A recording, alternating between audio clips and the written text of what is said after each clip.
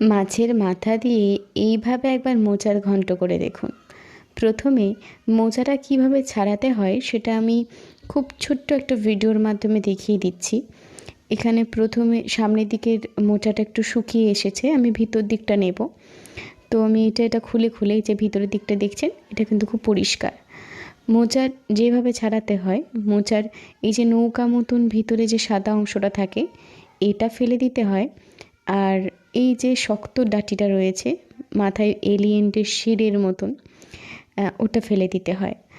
ওই নৌকা মতন অংশগুলো আমরা ছেলেবেলায় আগে নোক করতাম, মানে খেলার ছলে নোক বানাতাম। আমি আবারও দেখছি কোন অংশ দেখাবো, আপনারা কোন অংশটা ঠিক ফেলবেন। দেখলেন এগুলো আমার বাছা হয়ে গেছে। ফেলতে হবে এই অংশটুকু, এই নোকের মতন অংশটা আর এই সব থেকে শক্ত ডাঁটিটা, এগুলো ফেলে দিতে হয়, না হলে এগুলো খেলে পেটের যন্ত্রণা হয়। আর ভিতরে যেগুলো একদম কচি আছে এগুলোকে আর বাছার কোনো দরকার নেই। আর এর ভিতরের এই কুঁড়িটাকেও বাছার কোনো দরকার নেই, এগুলো বটির সাহায্যে বা ছুরির সাহায্যে আমরা কেটে নেব। আর এগুলোকে ফেলে দিয়ে যে ফুলগুলো বেছে রেখেছি ওগুলোকেও নিজের পছন্দসই মতনভাবে আমরা কেটে নেব। আমি এগুলোকে কেটে নিয়ে নুন এবং হলুদ দিয়ে জল দিয়ে ভিজিয়ে রেখে দিয়েছি 1 ঘন্টার জন্য। আমি এটা 1 ঘন্টার জন্য ম্যারিনেট করে রেখে দেব। তারপর হলুদ জলটা বাদ রেখে এটাকে আমি 2টো সিটি দিয়ে সিদ্ধ করে নেব। একদম অল্প জল দেব। তারপর মাছের মাথাটা যেটা আমার বাড়িতে ছিল সেটা নুন হলুদ মাখিয়ে রেখেছিলাম, সেটা খুব ভালো করে ভেজে নিলাম। তারপর ওই একই তেলের মধ্যে দিয়ে দিলাম জিরে এবং গোটা গরম মশলা, দিয়ে দিলাম পেঁয়াজ আদা রসুন। আমি 2টো পেঁয়াজ দিয়েছি, ছোট পেঁয়াজ। 1 চামচ আদা, 1 চামচ রসুন, এই সমস্ত কিছু গোটা গরম মশলা এবং জিরের সঙ্গে ফোড়ন দিয়ে আমি এটা ভেজে নেব।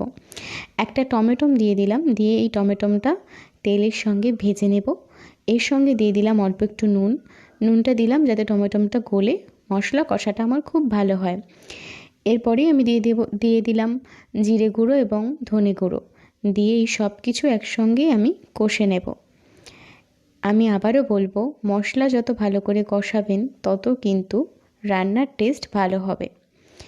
এই যে দেখতে পাচ্ছেন মশলাটা আমি খুব ধরে ধরে কষিয়েছি।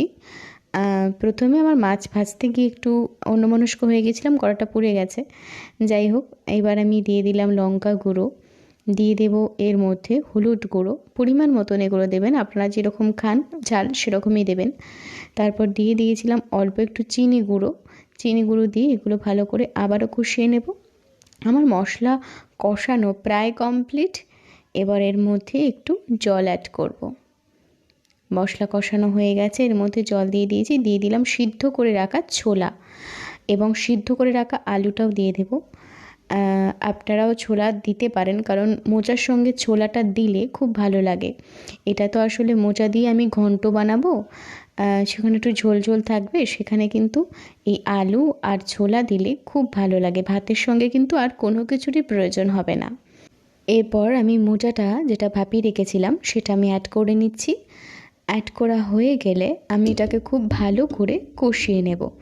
ভালো করে কষানো হয়ে গেলে আমি এর মধ্যে একটু জল অ্যাড করে দেব, কারণ এটা তো আমি ডালনা মতন করব, মোচা দিয়ে ছোলা দিয়ে একটা ডালনা মতন করব, যাতে গরম ভাতের সঙ্গে শুধু এটা দিয়েই খাওয়া যায়।